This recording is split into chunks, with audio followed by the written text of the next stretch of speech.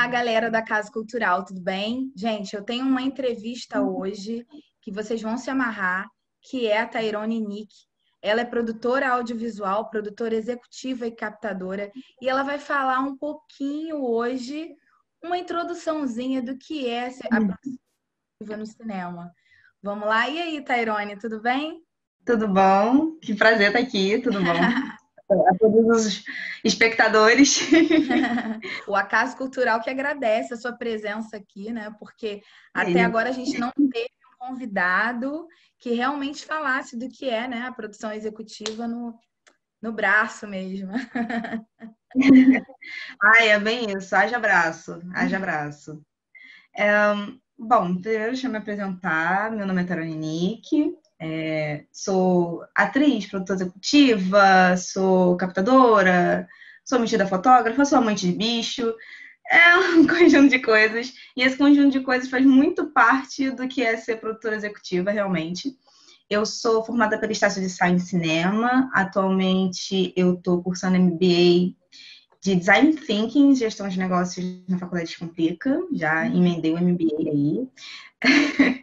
Já fui produtora de muitos curtas. Eu já estou produzindo atualmente um média. Estou com a pretensão de fazer um longa no ano que vem.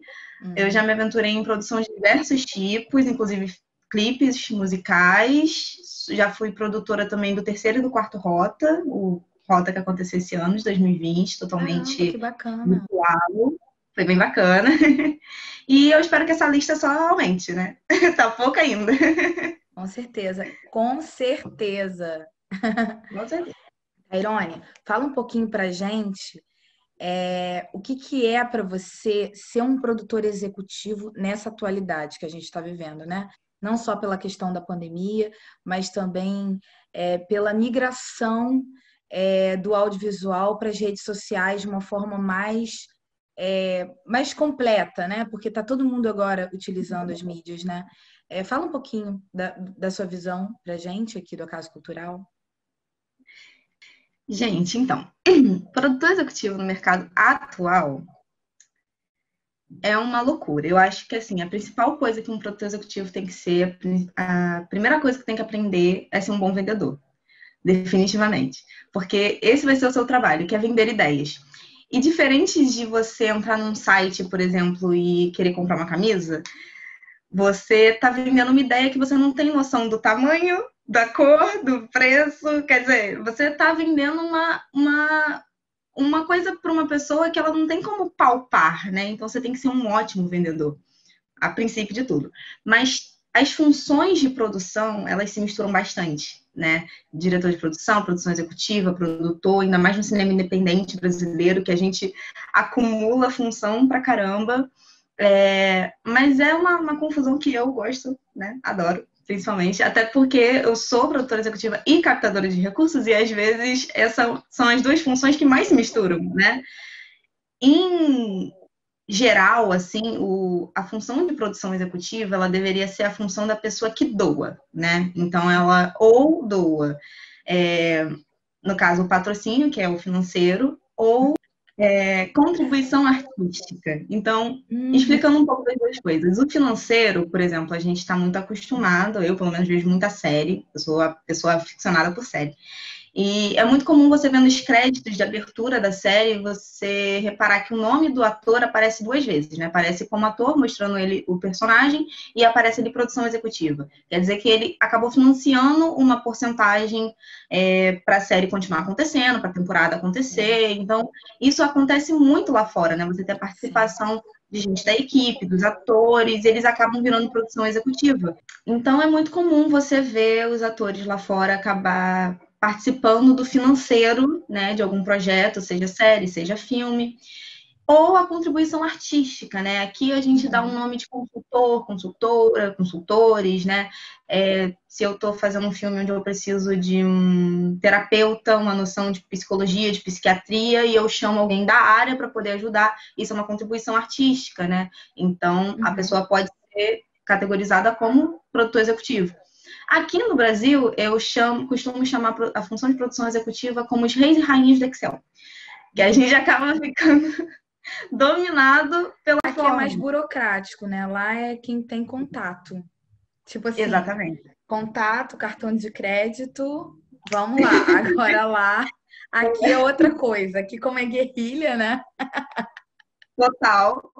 Lá é basicamente isso. Produção executiva é igual a dinheiro, né? Aqui, produção executiva é igual a Excel, a burocracia. É, Mas, de qualquer forma, não deixa de tratar do dinheiro, né? Porque você fica sim. responsável pelo orçamento, a prestação de conta, o dinheiro que entra, o dinheiro que sai, é você que controla, né? Então, é uma função que mexe muito e deixa muita gente preocupada porque você está mexendo com o dinheiro dos outros, né? Sim. Então, é uma função que dá um pouquinho de medo de cuidar, mas eu, sinceramente, adoro. E nos sets pequenos, como eu já falei, é uma mistura de funções, né? Eu já fiz produção executiva e direção de produção ao mesmo tempo. Então, para quem está entrando na área e vai ver um set pela primeira vez, percebe uma total loucura, uma completa loucura. Mas é o papel, eu acho que o Por conta da resumo. guerrilha também, né? Porque aqui, assim, lá fora, a galera consegue colocar os 3 assistentes de direção, né? Aqui, se tiver um, parabéns, né? Não, e você ainda vê mais, né? Nos créditos, eu adoro olhar os créditos, né? Gente, filme tipo Marvel, que os créditos demoram uma infinidade para acabar. Você vê ali assistente de direção, beleza, assistente de produção, você vê assistente do ator. É muita gente para fazer um filme, entendeu? E aqui a gente às vezes faz um filme com 5 pessoas. Sim. É muito isso.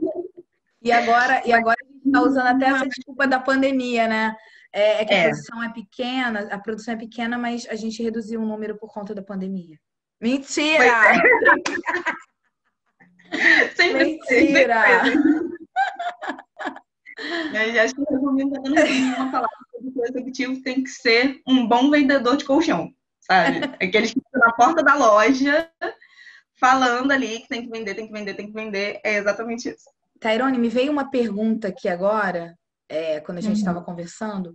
Qual é a diferença de um showrunner aqui no Brasil para um produtor executivo?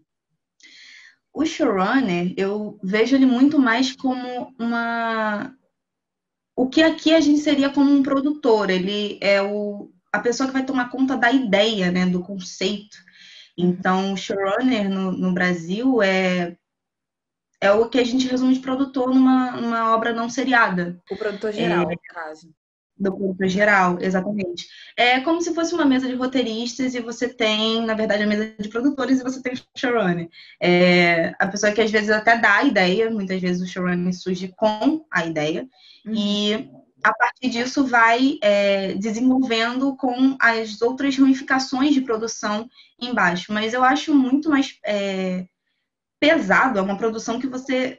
Aí você realmente tem que amar cinema de verdade, porque para ser um showrunner você tem que ter noção de absolutamente tudo, entende? Eu já falei isso em até palestra na faculdade, que se você realmente gosta de cinema, sua função é produção.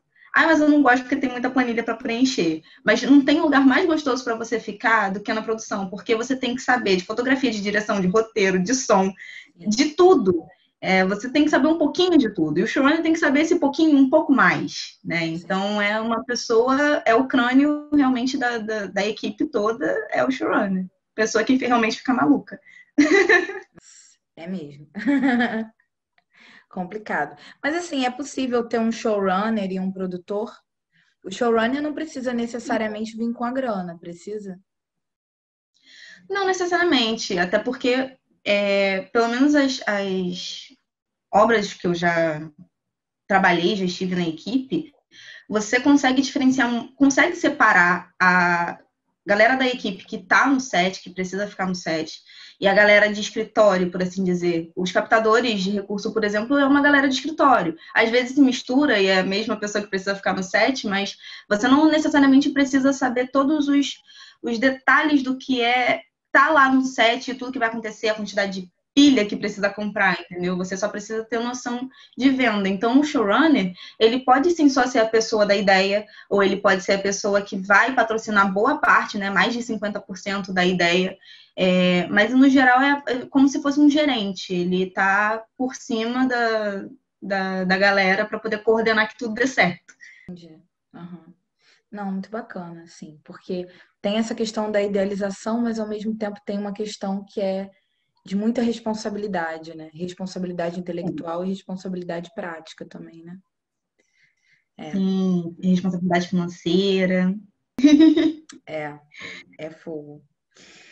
Então, agora já que a gente está falando, né, de showrunner, de dinheiro, de financiamento, eu tenho uma pergunta para te fazer, que é Hum. quais são os elementos financeiros e os elementos estratégicos que você usa para os seus projetos ou que você indica alguém, né, para captar ou para, enfim.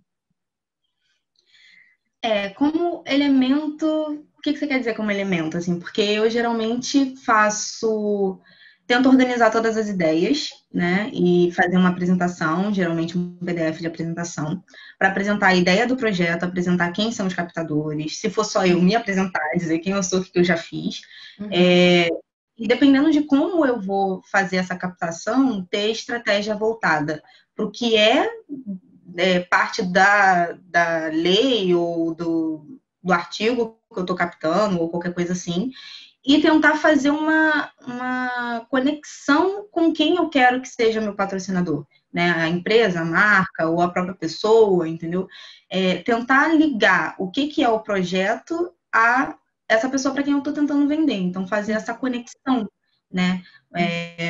Um inbound marketing, por assim dizer, né? Uma estratégia de você tentar fazer uma conexão principalmente emocional daquela marca que você Bacana. quer que seja patrocinadora com o projeto. Marqueteiro, né? É um É um marqueteiro. marqueteiro, exatamente. Um projeto que eu fiz, na verdade, foi um estudo para a faculdade, nem foi um projeto que foi para frente, mas eu acabei estudando bastante sobre marketing e eu achei isso muito significativo. Eu tinha um projeto que lidava muito com, não exatamente as coisas veganas, mas tinha uma conexão muito forte com usar roupas recicladas, né? Uma coisa meio da reutilização dos materiais. E eu encontrei uma loja de roupas que faz justamente isso. Ela trabalha fazendo roupas, só que de forma reciclável, ou reutilizando tecido, ou materiais que você consegue transformar em uma espécie de tecido para poder fazer a confecção das roupas.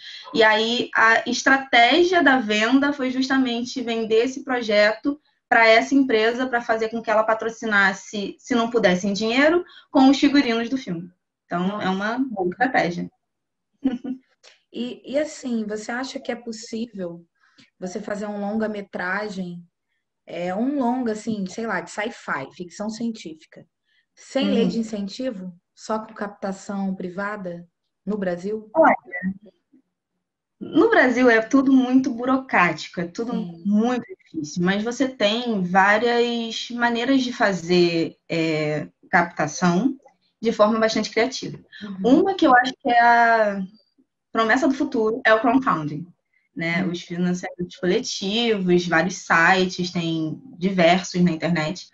E eu já trabalhei com crowdfunding, eu acho assim, ele perfeito. Se você tiver toda a ideia de divulgação e distribuição muito bem montada desde o começo, você Uhum. consegue fazer um crowdfunding e as próprias pessoas que apoiam o financiamento coletivo vão virar um fator de divulgação orgânica do seu projeto, né? Sim. Então isso é muito bacana.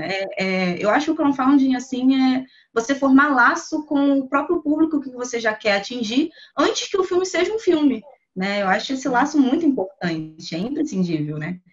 E agora o sci-fi, eu acho que ele realmente precisa de muito cuidado, né? Porque é uma coisa que se você vê, a gente tem muito pouco no Brasil, é uma coisa muito pouco explorada.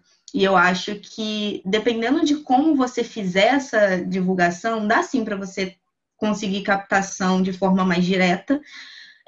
Pode ter a lei de incentivo, mas eu acho que a captação direta deve ser muito mais aproveitada, estudada, entendeu? Você tem meios de fazer isso. Eu acho que isso só é pouco divulgado ou pouco incentivado, talvez, porque é uma Sim. coisa que fica na cabeça das pessoas.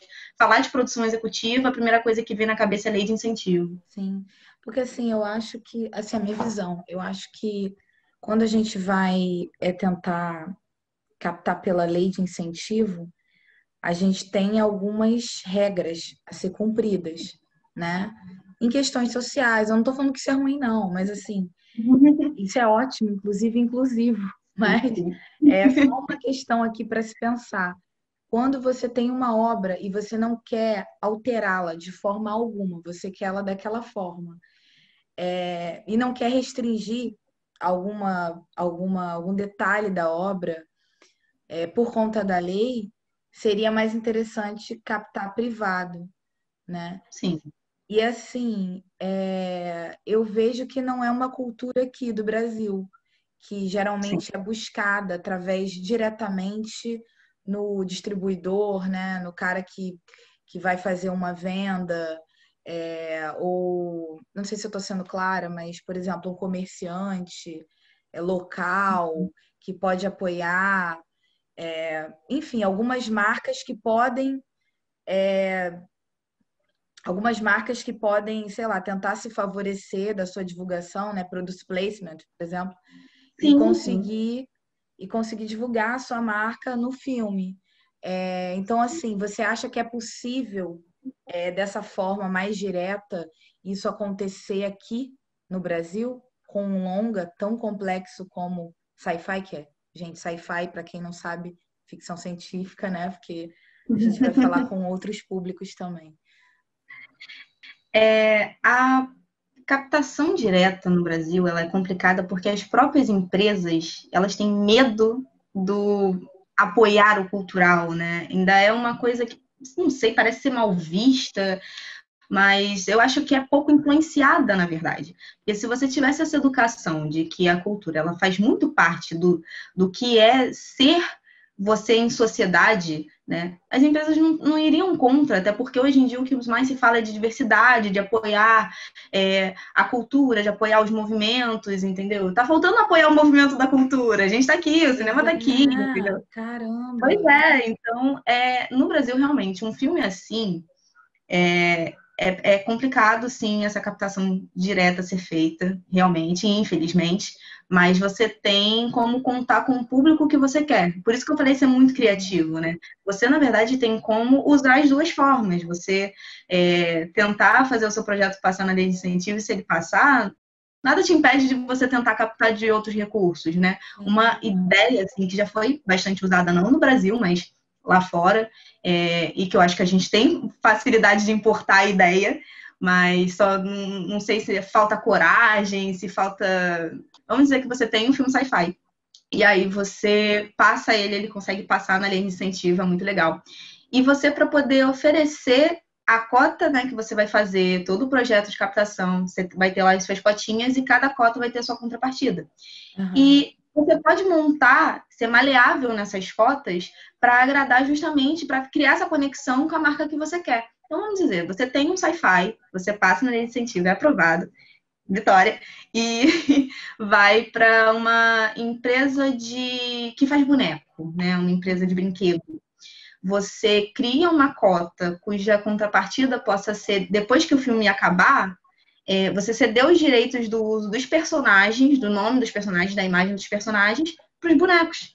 E aí a empresa que vai fazer, vai construir os brinquedos, pode Genial ficar isso. com 70% e o filme com 30%, entendeu? Você não perde o dinheiro, você dá uma chance de lucro para essa empresa, na contrapartida dela, né, ter a isenção do imposto, ou ter o abono de uma porcentagem, entendeu? E depois ela ainda vai lucrar mais em cima disso. Então, é uma vantagem para ambos os lados, sabe? E o seu filme vai continuar sendo divulgado. Então, isso é uma estratégia de um filme bastante conhecido, claro, não foi por lei de incentivo, mas é a história de Star Wars. Ele fez muito sucesso graças aos brinquedos. Sim. Gente, mas essa ideia é genial mesmo, né? Porque você consegue agradar o cliente e ao mesmo tempo tirar uma vantagem incrível, né? Incrível. É Nossa. tudo questão de criatividade. Tem que ser um bom marqueteiro, um bom vendedor de colchão e criativo. Cara, mas vendedor de colchão, assim, foi uma metáfora maravilhosa. Sério.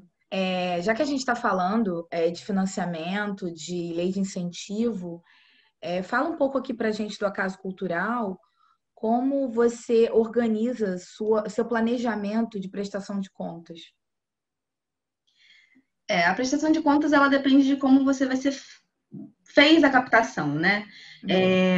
Se você fez por lei de incentivo, as próprias plataformas, né, os sites, tem a Secretaria de Cultura, pelo menos aqui no Rio tem um site bem formatadinho da Secretaria de Cultura, obrigado por isso, onde você pode fazer toda a prestação de conta lá, então eles já têm o layout, né, a forma como eles querem que seja feita a prestação de contas. É legal porque a prestação de conta da lei federal, ela também é muito legal porque ela tem o próprio site tem alguns tutoriais, né, de como você preencher algumas abas, se você ficar com dúvida. Então, vem uns videozinhos ali explicando que são muito legais, né? Isso é uma coisa que gera muita dúvida na hora de preencher, tanto para você ser aceito na lei, quanto para você fazer a prestação de contas. Então, vem uns tutoriais bem legais, feitos na própria plataforma. Então, assim, é uma coisa que assusta, mas não é um mistério, né? E é muito fácil você pegar e mandar um e-mail, mandar uma mensagem. Então, a organização de prestação de conta, a primeira coisa que tem que ser feita é você não perder notinha nenhuma, né? Isso é uma primeira regra que eu já dou para todo mundo. Qualquer coisa que você comprar, notinha e escaneia, porque em algum momento vai perder informação, vai sumir, vai esquecer. Então, uma regra de ouro para você não ter nenhum valor que você acabe esquecendo de fazer a prestação de contas, né?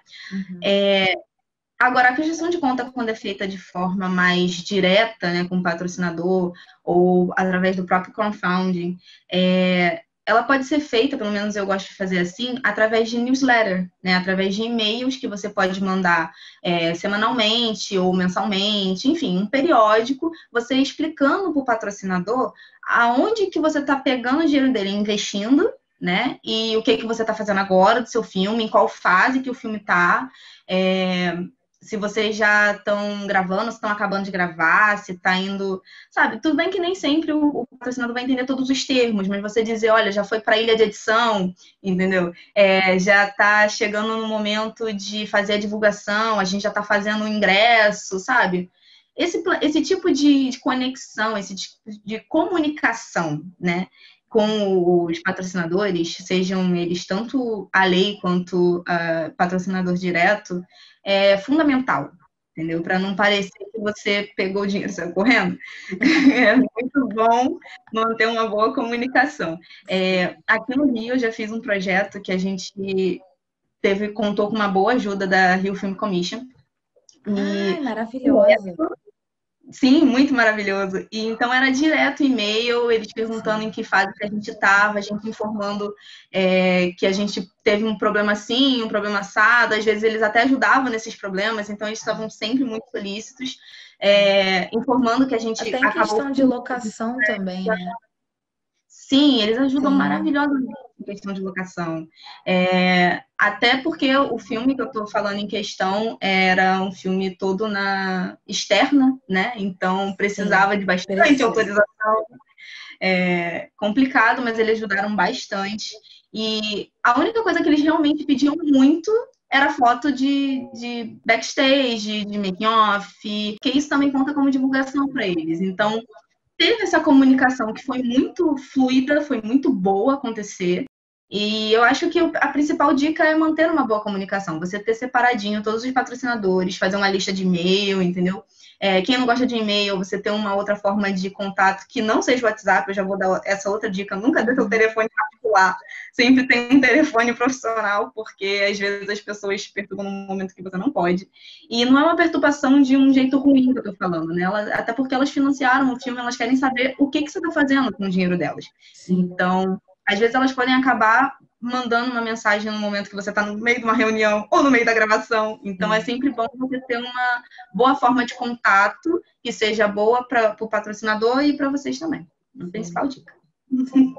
Maravilhoso. Tairone, fala um pouco para a gente como é que você utiliza as suas estratégias para pitch, para rodada de negócios. Como é que você faz? Como é que você se prepara também psicologicamente? E se você leva mais de um projeto? Eu nunca tive, eu não sei se é sorte ou azar, porque tem gente que não gosta, mas eu nunca tive a chance de fazer um pitching falado, né? Então, os meus pitchings são todos por PDF, e eu acho que isso acaba sendo mais complicado ainda, porque você tem que, em linhas, fazer a pessoa entender o seu projeto, né? Você falando, às vezes, tem como você corrigir ele na hora. Não, eu achei que era isso, mas não é, entendeu? Sim. E, então, fazendo a estrutura por PDF, às vezes dá muito mais medo, né? Porque tem que dar uma boa impressão de cara, não tem como corrigir o PDF depois que mandar, né? Fora a imagem, né? A pessoa te vê, simpatiza com você, às vezes não é nem pelo que você está oferecendo, mas pela pessoa que você é, né? Sim, nossa, isso tem muito. A simpatia envolve bastante, né? E as coisas por e-mail, às vezes por telefone, mensagem, você não consegue transmitir essa simpatia, né? Então acaba, às vezes, sendo um pouco prejudicial. Então, não sei se eu tive a sorte ou o azar de nunca fazer, mas eu considero um pouco azar. Eu gostaria muito de fazer um pitching, de participar de um pitching, apresentar um projeto, mas ainda não tive essa chance. Então, eu preparo tendo bastante noção que eu preciso explicar. Tudo que acontece e vai acontecer no filme em si, dentro da história e no projeto, mas de um jeito que seja legível para todo mundo, né? Que seja uma linguagem mais universal. É meio complicado eu falar, não, agora vem a aba de storyboard, agora vem a sinopse, todo mundo às vezes acha que sinopse é uma coisa, a mesma coisa que você lia atrás da capa do DVD, e na verdade a sinopse é um negócio muito maior, né? Então você tem que, na verdade, fazer a sinopse que as pessoas estão acostumadas a ler, uma sinopse que cabe em uma página. E às vezes não é o suficiente para você explicar tudo que precisa, então, nunca pode principalmente. deixar o roteirista escrever sozinho a sinopse dele, porque senão, né? Pois tem um apego, né? Acaba criando um filho, assim, não deixa diminuir aquilo ali e acaba tendo que resumir, né? Então, isso também é uma outra função que eu acho muito importante da produção, qualquer área da produção que se envolva com o roteiro diretamente, mas já que a produção executiva vai estar muito ligada na divulgação, na pós, na distribuição, e isso faz parte, ter essa sinopse, por exemplo, faz parte, você ter esse jogo de cintura com o roteirista para ele conseguir diminuir sem perder a informação crucial, né? E você, ao mesmo tempo, tentando ser de um jeito vendável e não só poético, é uma comunicação que tem que fluir bem, né? Isso é um primeiro momento, mas de qualquer forma, fazendo isso por PDF, por e-mail, por apresentação onde você não consegue se mostrar para alguém, é muito complexo. Então, eu acho que nesse PDF, tudo que eu já falei, acabei resumindo em outros momentos da conversa, vale para o PDF também, né? Que é você, quando montar toda essa estrutura e que você está apresentando o projeto, porque você tem que apresentar a história do projeto, você tem que apresentar o projeto por fora da história, né? A equipe, como vai acontecer.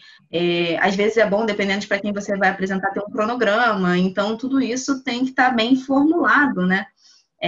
São estratégias de divulgação, estratégias de distribuição.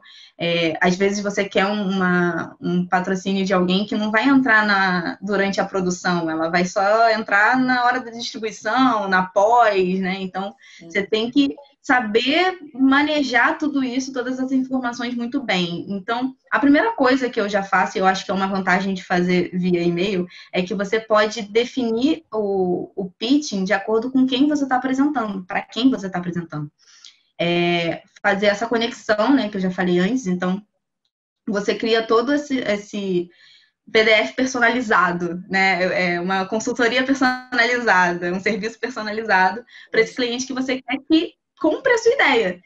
E foi o que eu falei, por exemplo, o exemplo da loja de roupa, ou a dica que eu dei dos bonecos, né? Ser toda essa comunicação para você conseguir atingir o objetivo, que é conseguir o dinheiro suficiente, ou os recursos, podem ser equipamentos, ao invés de realmente, né, financeiro, ter a grana e tal. O que eu faço? O PDF, geralmente, ele é assim.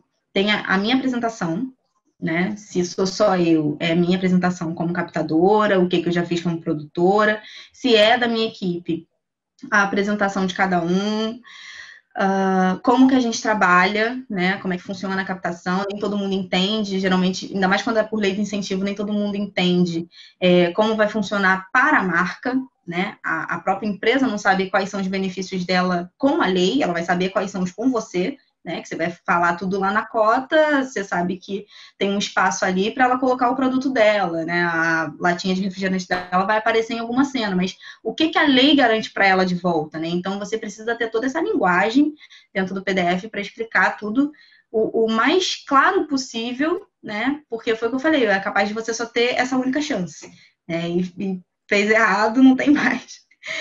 Então, a gente apresenta o projeto, apresenta a estrutura da equipe e tenta montar um cronograma muito básico, né? Só de meses, assim, no mês, sei lá, em março a gente está fazendo isso, isso e isso, porque às vezes ninguém sabe o que é exatamente uma pré-produção, né? A marca não vai saber.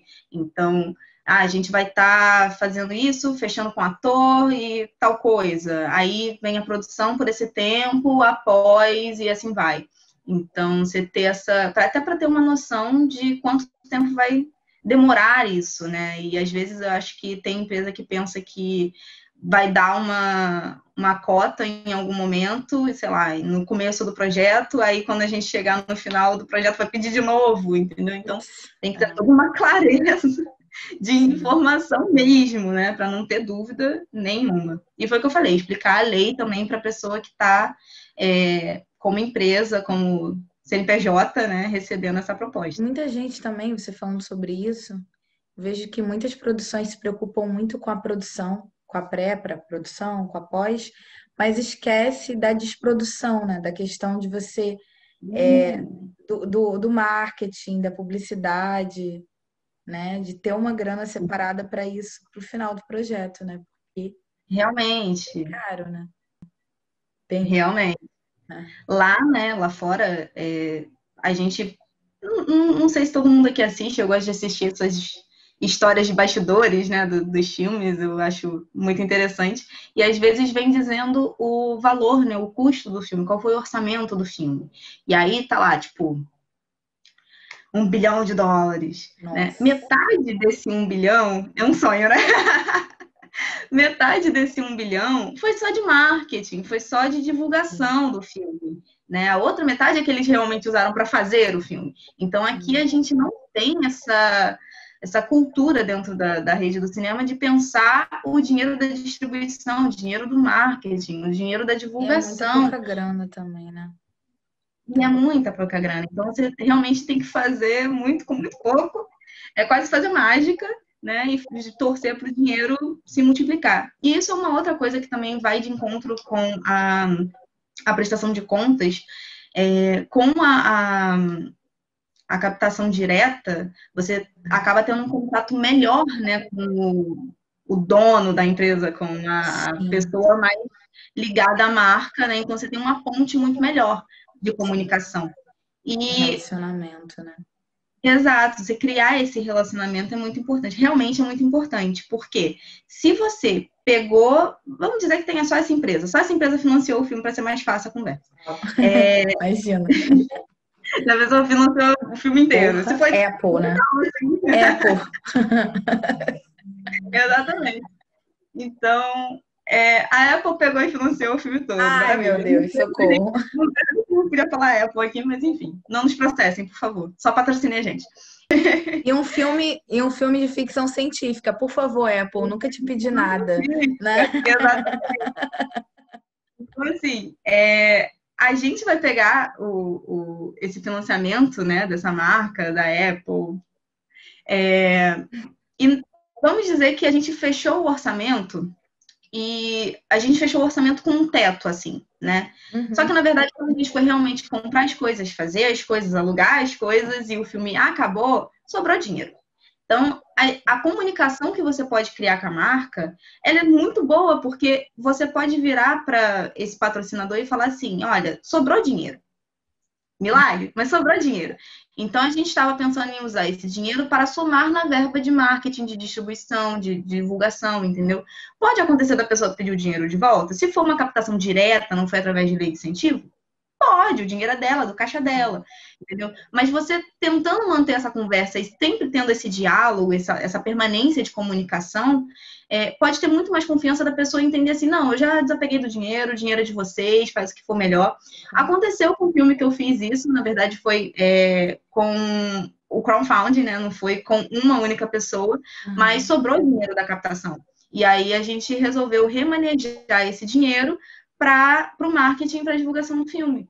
E a gente está usando esse dinheiro, na verdade, para poder colocar em festivais, né? Então a gente está dando um destino para esse dinheiro, ele não vai ficar parado, também não foi para o bolso de ninguém, e a gente justificou para todos os patrocinadores, entendeu? Então você continuar tendo esse diálogo, ele é muito importante, tanto para captação, quanto para prestação de conta, quanto para tudo, né? Você ter esse diálogo é sempre muito bom. Falando agora sobre captação, sobre lei de incentivo, você tem alguma estratégia ou você acredita em alguma regra para aprovação de projetos na Lei Rouanet? Porque assim, eles são bem criteriosos, né? Eu já vi lá a página deles, já abri, já escrevi um projeto também que não foi aprovado, mas mas é muito complexo e eu sinto também assim que não só a galera da produção audiovisual, da produção cultural em geral, tem uma grande dificuldade com essa plataforma, porque são muitas exigências, né? São exigências complexas, e eu acho que muito produtor, muito artista no Brasil não tem conhecimento de muita coisa que é pedido ali, sabe? É um pouco fora da realidade intelectual do Brasil mesmo, né? Das formações daqui. Eu acho que ela é um pouco vazia em algumas questões, né? Principalmente questões financeiras. Assim, eu vejo que, por exemplo, eu sou atriz. Antes de ser produtora, eu era atriz, só atriz. E eu fui me tornando produtora justamente porque como é que você fica sendo ator e esperando ser chamado, esperando ser convidado para projetos e não saber do dinheiro, não saber como gerir o seu dinheiro, fazer uma gestão do que você está fazendo, né? É complicado. E assim, eu vejo que muita gente está perdida, principalmente nessa lei agora da Lei Aldir Blanc. Você tem alguma estratégia? O que que você faz para se inscrever nesses editais e ter a maior possibilidade possível de passar? Caminho das Pedras não existe, né? Também não tem manual. A parte boa, como eu já disse, foi que tem dentro dessas plataformas alguns tutoriais, né, dela explicando como a própria plataforma funciona, porque ela é muito confusa.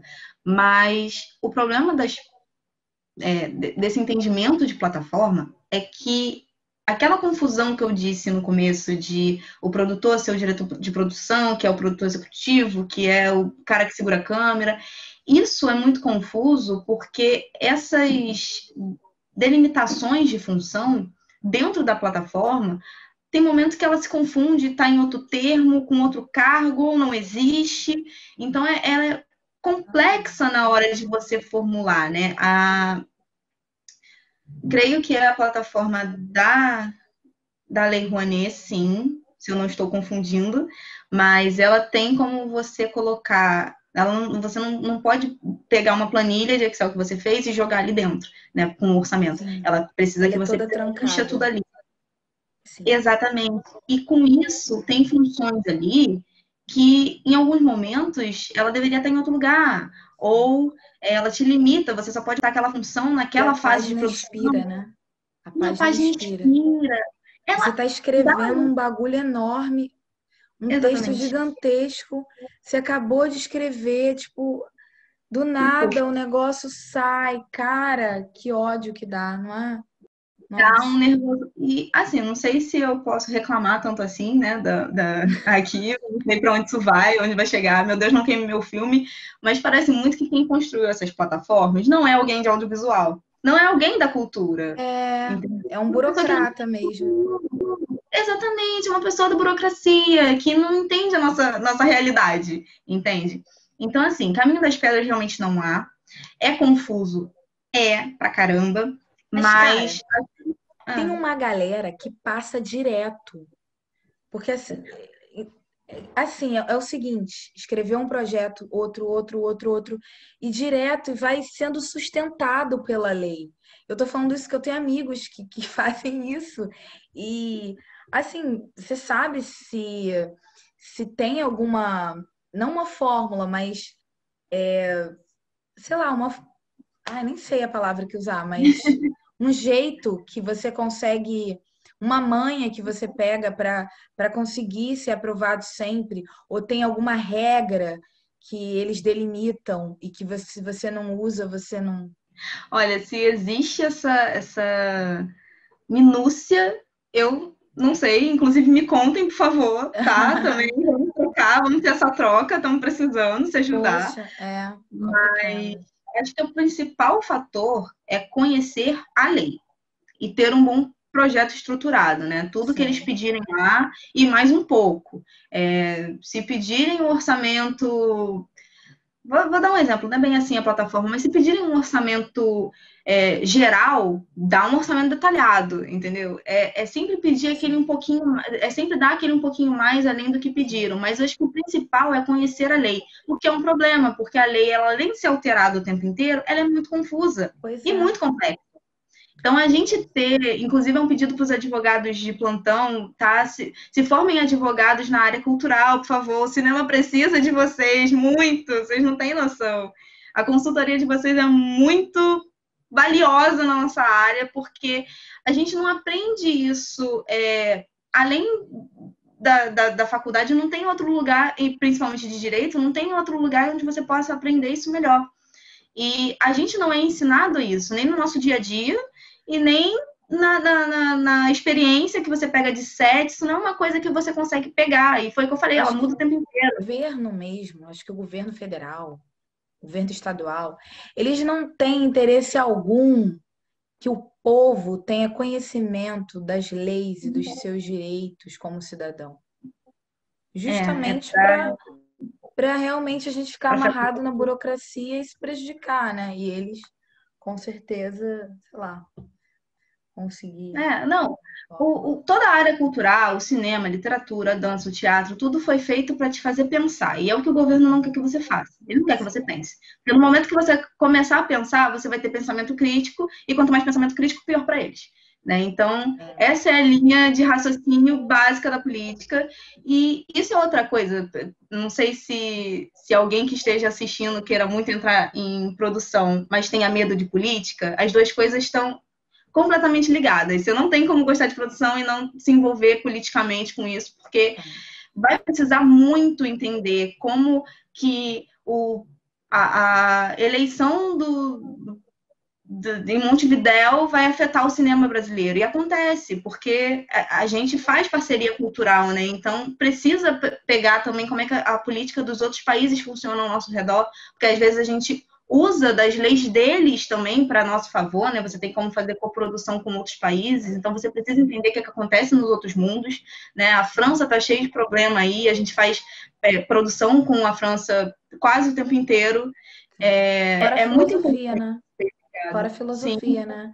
Na hora do exatamente. roteirista escrever uma ideia, alguma coisa, ele vai ter uma ideia direcionada para a ideologia dele. E aí a equipe, ela tem que seguir essa ideologia também, né? Sim, são cuidados de roteiro que também acho que faz muito da função do produtor, tanto o produtor geral quanto o produtor executivo, ou de qualquer Direção, pessoa com um pouquinho mais de noção, tentar dar uma segurada nos ideais, né?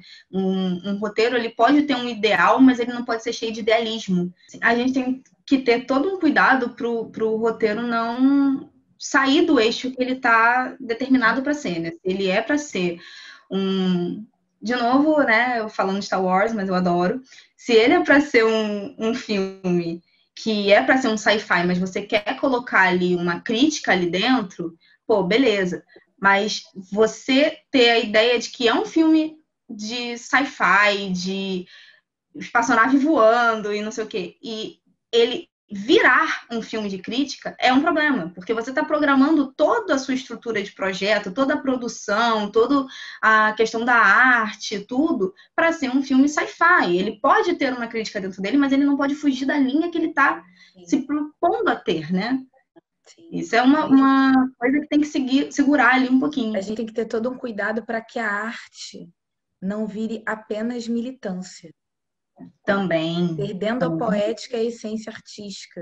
Isso é muito importante também. Eu vejo muito isso às vezes no próprio teatro, que eu sou do teatro raiz, né? E eu vejo, minha formação tudo mais para o teatro mesmo. E assim, eu vejo que às vezes, quando você tem uma determinada inquietação para falar, uma determinada dor que você quer expor, você precisa pensar na direção de arte, na proposta cênica, né? Na proposta do ator, de uma forma que viabilize a obra, mas que ela não fique algo só estético, político, né? Perca a essência, a conexão com o espectador, né? A proposta mesmo da arte ali naquela obra, né? Sim, a ideia central que ela está construindo, né? Ela não pode perder a sua essência. Foi exatamente a palavra que você falou. Ela não pode perder a sua essência. Tem que ter esse trabalho. Tairone, obrigada por essa entrevista maravilhosa. Você é uma fofa, vontade de... Eu que agradeço. Sério, é uma pena que você tá longe agora. Mas... em breve vamos estar juntas. Eu quero uma cerveja. Olha, adorei de verdade o nosso bate-papo, porque na verdade, não foi uma entrevista, foi um bate-papo. Tenho certeza que a galera aqui do Acaso Cultural vai se amarrar, porque é entender realmente como funciona a produção executiva e que ela não é esse monstro todo. É burocracia, porque o nosso país é burocracia, né? Mas é isso. E eu agradeço muito a sua participação no canal. Gratidão, de verdade. Espero que eu que agradeço. Espero que a gente possa trabalhar um dia juntas aí, nos curtas, nos projetos. Ter uma produtora que nem você, do seu escalão, num projeto. Ai, gratidão, viu? Muito obrigada pelo convite. Eu que agradeço. Adorei muito participar do bate-papo. Foi super gostoso. Passou mega rápido.